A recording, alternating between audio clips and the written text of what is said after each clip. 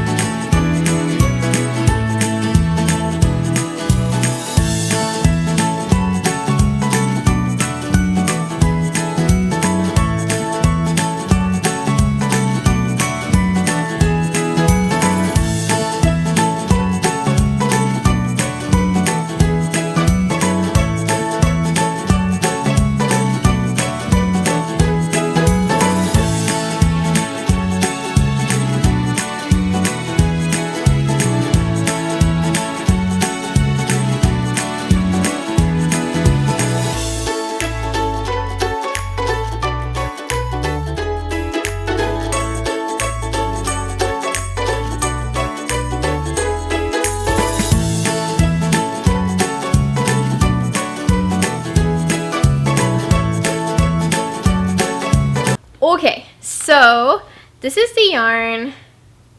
I will also include a close-up here of that. The yarn itself, honestly, I can't really tell where I did the Monet effect. I think that it's so similar. I'm not sure that the extra effort was worth it.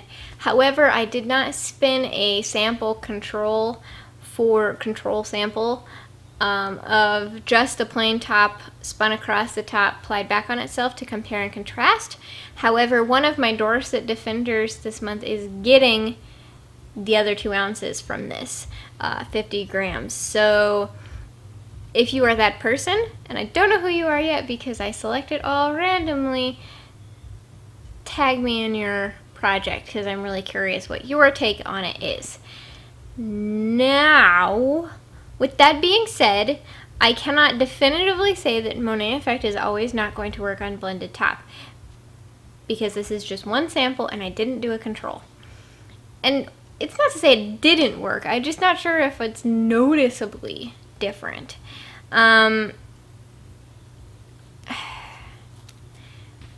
Overall, I guess, okay, one more thing. I spun on total autopilot and I got like a worsted weight, maybe a DK. So that's one thought there, is I didn't try to manipulate the diameter of my spinning at all, and that's what I ended up getting out of it, pretty much on spin autopilot. But what I was gonna say is overall I would rate this a 5 out of a 10, like a meh. It's not negative, but it's not overly positive either. It just wasn't very exciting, and I don't know. However, there are some places where I can see this being really useful. If you are used to spinning commercially dyed stuff, this is a good step 2 before you enter into the world of hand-dyed fibers. If you are looking for an extremely uniform, like, oh, I got the hiccups, mechanically uniform spin, this is it. So that's handy. As long as you spin across the top, you are going to get the exact same thing every single time. If that's important to you, this might be a good option. Another thing is, if you are looking for a heathered yarn, this would be a good no prep option. You could just spin it off the top and get this heathered effect. You could run it through your blending tool one more time or 2 more times and get an even softer heathered gradient. That's also cool. It's a really easy way to test out a tiny piece of a luxury fiber. However, the milk protein percentage was so small, I didn't feel like I really experienced spinning milk protein from this. So that's kind of a maybe win situation. Another thing I was going to point out before I get too far away from my heathered suggestion is someone asked me if there was a difference between tweed and marled and heathered. And first off, I want a disclaimer, this is my kind of interpretation and there are several different interpretations. So go ahead and Google each term. The only one that has like a written in the stone of history definition is tweed. Tweed is a specific type of woven wool that has different textures and colors throughout it. And heathered, I kind of think of that as like tweed light. It's all the same texture, but it's got that same tweedy color pattern. Like this is a tweedy color thing. Like that's kind of the English terminology around it. So I think of this as a heathered. Though technically it does have milk protein, so you could maybe call it like a weak sauce tweed. But I'm thinking this is a heathered. And then marled is more like a barber pole. It's like the 2 plies really contrast each other. That's kind of what I think of. So question of the day. What is your definition to the three terms heathered, tweed, and merled? Link down below. That was a little off topic. But yeah, so that's my thoughts there. And I want to point out that Spin Jones is in no way a 5 out of a 10. She is no way a meh. There is no meh being applied to her. My mehness is all related to Blended Top. Spin Jones is awesome. Her packaging was awesome. Everything is awesome. Check her out.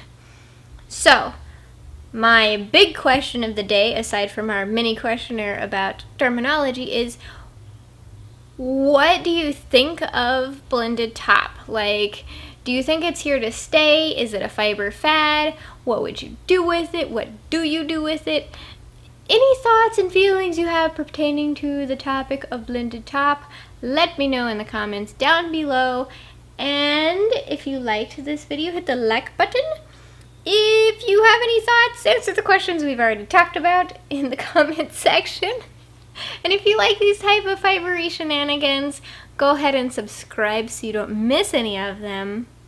And most importantly, we have a huge thank you to our Patreon patrons who make it possible for me to not only purchase the fiber that I spin, run all my equipment, my mic, my camera. I am about to be producing interviews, so my interview camera, my computer, all those things, they also really help me pay my bills. So my big shout out this week is I saw a alternative medicine doctor for our baby Bean, and I paid for that out of pocket because our military insurance doesn't cover it. And that was the right choice for our family, and I was able to do that because of you guys' financial support through Patreon and buying the books. So, Baby Bean's clean bill of health, thanks you. Also, speaking of health, you will notice that Bernowski Barbara is no longer a member of the show. Sweet. It ended up being a pyogenic granuloma, which is a weird growth that breastfeeding people are prone to. So, that's your public service announcement about our health. All those things are made possible by you guys who financially support. So, big thank you to our Patreon people, and I am going to stop talking. I don't even know what to do with myself when I film these without Baby Bean. It's so straightforward. I don't have any interruptions. I can just talk forever. But, I mean, let's be real.